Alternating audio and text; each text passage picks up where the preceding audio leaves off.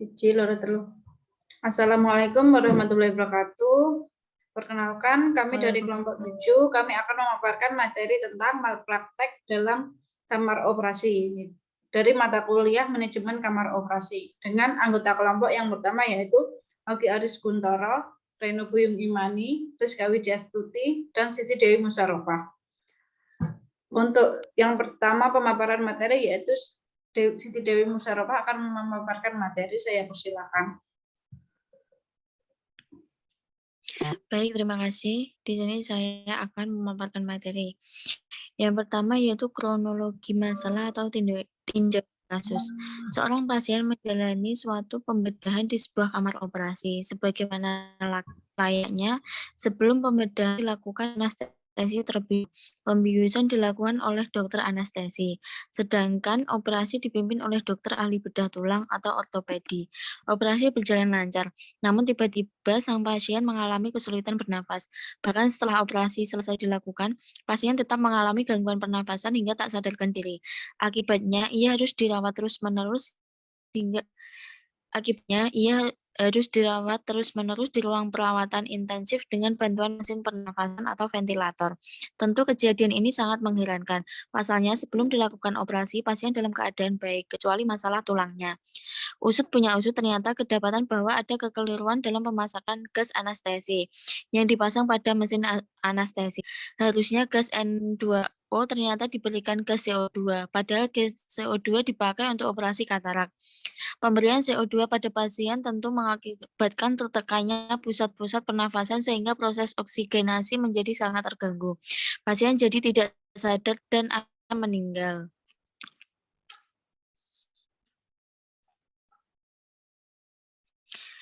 Ini sebuah fakta penyimpangan sederhana, namun berakibat fatal. Dengan kata lain, ada sebuah kegagalan dalam proses penetapan gas anestesi. Ternyata di rumah tersebut tidak ada standar-standar pengamanan pemakaian gas yang dipasang di mesin anestesi.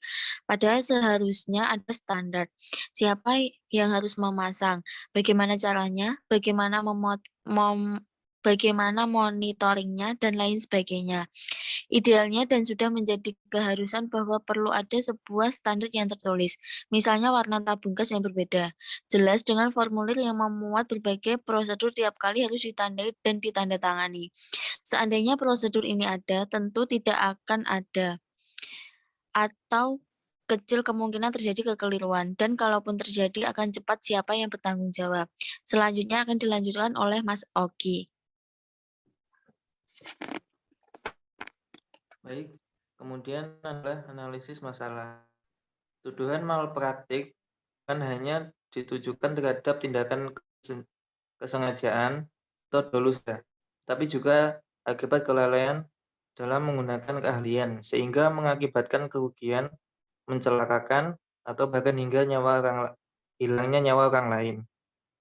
Selanjutnya, jika kelalaian tersebut merupakan tindakan yang tidak memenuhi SOP lazim dipakai, melanggar 1 Undang-Undang Nomor 23 1992 tentang Kesehatan. Dengan landasan ini, maka dokter tersebut dapat terjerat tuduhan malpraktik dengan sanksi pidana. Kemudian yang kedua, Undang-Undang Nomor 29 Tahun 2004 tentang Praktek Kedokteran. Landasan pidana diatur dalam pasal 190 sampai pasal 201. Kemudian yang ketiga, dalam Kitab Undang-Undang Hukum Pidana (KUHP), kelalaian yang mengakibatkan celaka atau bahkan hilangnya nyawa orang lain, pasal 359, misalnya menyebutkan barang siapa karena kealpaannya menyebabkan matinya orang lain diancam dengan pidana penjara paling lama 5 tahun atau kurungan paling lama 1 tahun.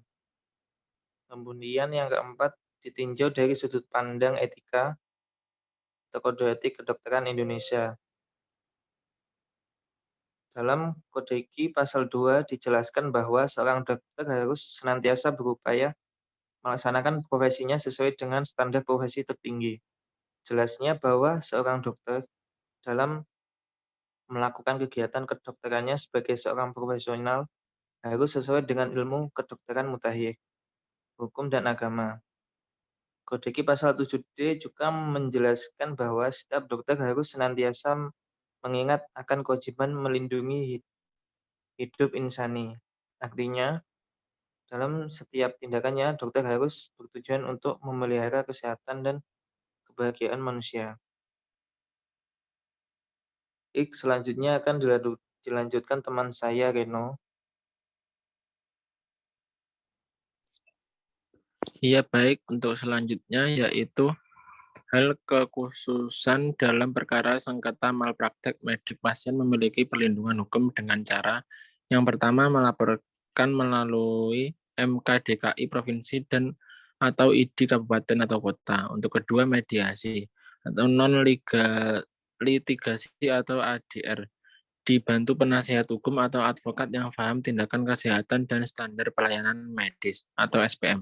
Untuk yang ketiga, mengajukan gugatan melawan hukum PMH sesuai pasal 1365 KUHP Perdata di pengadilan negeri setempat dan tuntutan ganti rugi. Untuk yang keempat, melapor kepada polisi Republik Indonesia, resort kota atau kabupaten wilayah hukum setempat. Jika dikhawatirkan terlapor dokter menghilangkan barang bukti atau mempengaruhi saksi atau melarikan diri, maka dimohonkan untuk dilakukan pemahaman 1x24 jam guna kepentingan penyelidikan.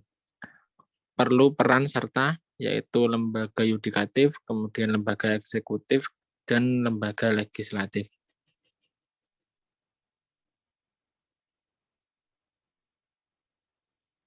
Terima kasih.